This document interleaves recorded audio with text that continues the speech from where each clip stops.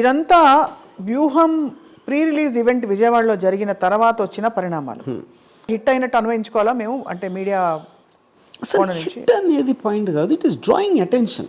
ఇప్పుడు ఇక్కడ point hit అనేది ఫైనల్గా ఈవెంట్ కాదు కదా, అక్కడ వ్యూహం అనే సినిమా వస్తుంది. ఆ సినిమాలో ఏముంది, ఏం చూపెట్టబోతున్నాడు అనేది పాయింట్.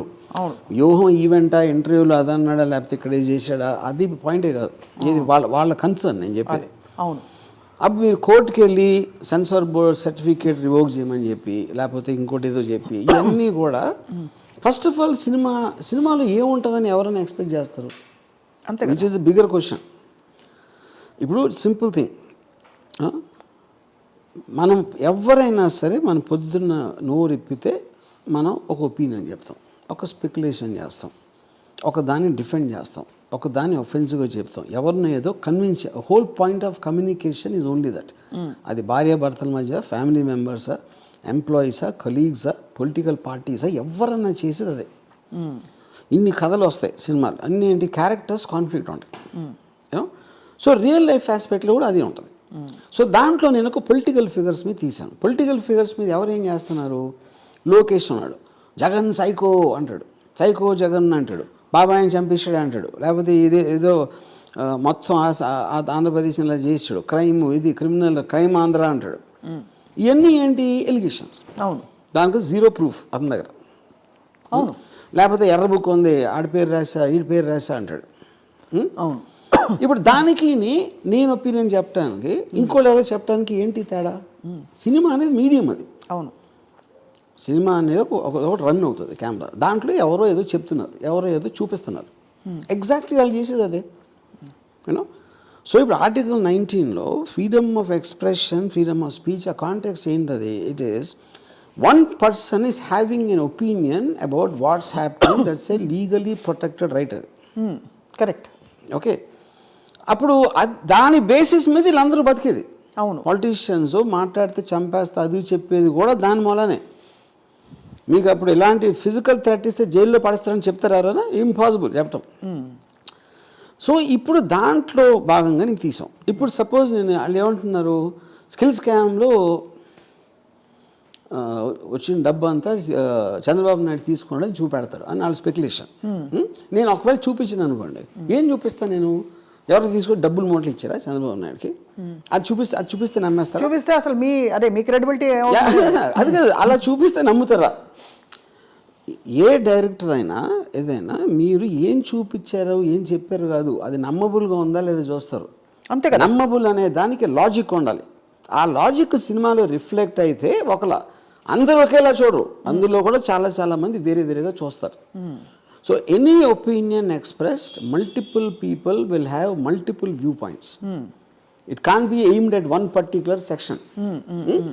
అప్పుడు మెజారిటీ మంది ఏం నమ్మారు అనేది ఒక రిలేటివ్ ట్రూత్గా నిలబడుతుంది హిస్టరీలో.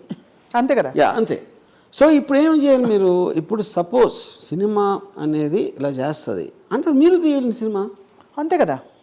మీరు ఇప్పుడు రేపు సినిమా తీసి జగన్నే గోడ దూకోసి వచ్చి బాబాయిని హత్య చేసాడని చూపించాడు అనుకోండి, అది నమ్ముతారు ఎవరైనా? అంతే. నేను అదే అంటున్నా. సో బేసిక్గా ఇట్ ఈజ్ అంటే ఒక అంటే వాళ్ళకు కూడా ఖచ్చితమైన అండర్స్టాండింగ్ ఎందుకు లేదంటే, వ్యూహం సినిమాలో ఒక యూనిక్ పాయింట్ అండి, ఎంతవరకు వరల్డ్ హిస్టరీలో కంటెంపరీ ఇప్పుడు జరుగుతున్న దాని మీద ఒక సినిమా రాలేదు. ఇప్పుడు ఉన్న క్యారెక్టర్స్, ఇప్పుడు జరుగుతున్న పరిస్థితుల మీద. లక్ష్మీ ఎన్టీఆర్ అనేది 25 సంవత్సరాల క్రితం సినిమా, కరెక్ట్ స్టోరీ. వంగవీటి అంతే. అప్పుడు అది ఎలా జరిగింది, ఏంటి, ఎలా ఉంటుందని ఎవరికి అర్థం కూడా కావట్లేదు. కాకపోతే వాళ్ళు వ్యూహం ట్రైలర్లో దానికి సంబంధించిన మెటీరియల్ మేము ఏదైతే రిలీజ్ చేసామో అది మాత్రం చూసి వాళ్ళేదో గుమ్మడికాయ దొంగ అంటే భుజాలు తడుముకున్న రీతితో ప్రవర్తిస్తున్నారు. అది ఏం చేయాలో తెలియక ఎవరికి తెలియకుండా కోర్టులో కేసు పెట్టి, దాని మీద ఇంతవరకు నారా లోకేష్ పబ్లిక్ ఒక ముఖం లేదు, నేను కేసు పెట్టినాను చెప్పలా. నేను కేసు పెడతానని చెప్తాను నేను, because that is nothing to hide. అలా కేసు పెడితే కూడా వాళ్ళు దడుచుకుంటారని ఎక్కడ అన్వయించుకుంటారో అని ఏం కాదు, ఫైనల్ వస్తుంది కదా బయటికి. మీరు వెనకాల నుంచి చేసిన అవసరం లేదు కదా. మీరు అన్ని ముందు నుంచి జగన్ సైకు అన్నీ అన్నప్పుడు వ్యూహం మీద కేసు పెట్టడానికి మీరు ఏమి మాట్లాడుకుని ఎందుకు పెట్టాలి అసలు? అంటే we don't even recognise it అనే ఒక ఇది కూడా అది అట్ ద సేమ్ టైం ఇప్పుడు వీళ్ళు ఉన్నారు, ఇప్పుడు వాళ్ళకి తెలిసి చేశాడా ఎవడు మన కలిగిపూడి వాడు తెలియక చేశాడా, అది ఒక పాయింట్. కానీ ఇది జరిగిన తర్వాత కూడా నేను ట్యాగ్ చేసినా కూడా వాళ్ళు ఎవరు రియాక్ట్ అవ్వాలి, అసలు ఇది లేదు అన్నట్టు బిహేవ్ చేస్తున్నారు. ఇది లేదు అసలు నాకు తెలీదు అన్నట్టు బిహేవ్ చేస్తున్నారు, which means either they're endorsing. ఇలాంటి కైండ్ ఆఫ్ రెటారిక్ని ఒక మూడు సార్లు సీఎం చేసి 40 నేనని కాదు, ఇది ఎవరి మీద జరిగినా ఇంక్లూడింగ్ దావుద్ ఇబ్రాహిం మీద చేసినా కూడా దిస్ ఇస్ అ క్రైమ్. అదే exactly registered terrorist exactly. Osama bin Laden, most dangerous man in the world, Yahya Sinwar మీద చేసినా కూడా దిస్ ఇస్ రాంగ్.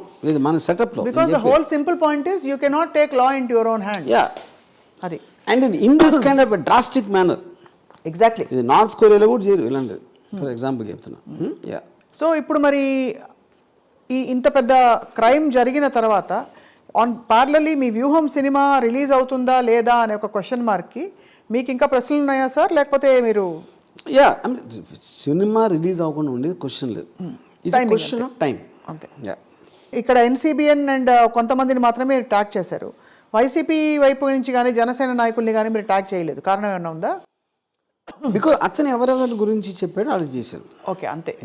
ఈ కాంటెక్స్లో అతను మెన్షన్ చేసిన నేమ్స్ మాత్రం ట్యాగ్ చేశారు. ఏం చెప్పాడు ఎగ్జాక్ట్లీ?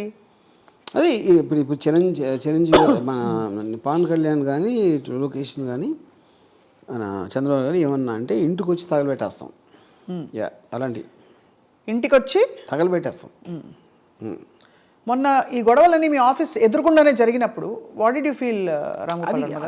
గతంలో కూడా జరిగాయి, యు యూజ్డ్ టు ఇట్. చాలాసార్లు జరిగింది కానీ not used to it. Now when you వాళ్ళందరూ కూడా నేను చెప్పినట్టు యూట్యూబ్ వాళ్ళు they just want to have one video and ఈ వీడియో అక్కడ పంపుతారు, వీడియో తీసి పంపి వాళ్ళు ఏమన్నా కొంచెం ఇంట్రెస్ట్ చూపెట్టి 10 వరకు పంపిస్తే they might again start doing that. అది ఇంతకీ ఇతను నాకు తెలిసి ఉపాధ్యాయ వృత్తిలో ఉన్నట్ట. Yeah, I heard is some IAS coach, IAS academy ఏదో నడుపుతున్నాడు, కోచింగ్ సెంటర్. ఇంకా స్టూడెంట్స్ కర్మ, ఇంకేం చేస్తాం. అదే ఫీలింగ్ సాడ్ ఫర్ దెమ్. అంటే కాదు, అతని దగ్గర the reason I mentioned that నేర్చుకుంటే the reason I mentioned that is that మనకు అందరికీ రకరకాల ఎమోషన్స్ రావచ్చు ఏదో టైంలో, అది బట్ దాన్ని రెగ్యులేట్ చేసి దానికి ఒక ఫిల్టర్ పెట్టి we have a code of conduct in society. వాటిని కూడా పక్కన తోసేసి ఒక వ్యక్తి దూసుకొచ్చి ₹1 కోటి ఇస్తాను వీళ్ళు ఎవరు కోటేశ్వరుడు అని అడిగా అనుకోండి, ఇట్ జస్ట్ షోస్ అట్టర్.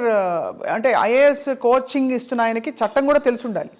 పోనీ ఏదో ఎమోషన్లో అనేసారా కాదు, చట్టం తెలిసిన ఒక వ్యక్తి, ఉపాధ్యాయ వృత్తిలో ఉండే ఒక వ్యక్తి ఎంత పొలిటికల్ లాయల్టీస్ ఉన్నా కూడా ఇంకొక మనిషిని చంపుతాను చంపిస్తాను అని అనడం అన్నది ఇట్ ఈస్ అట్టర్ ఏం చెప్పాలి ఇంకా డిస్రెస్పెక్ట్ టువర్డ్స్ ద కాన్స్టిట్యూషన్.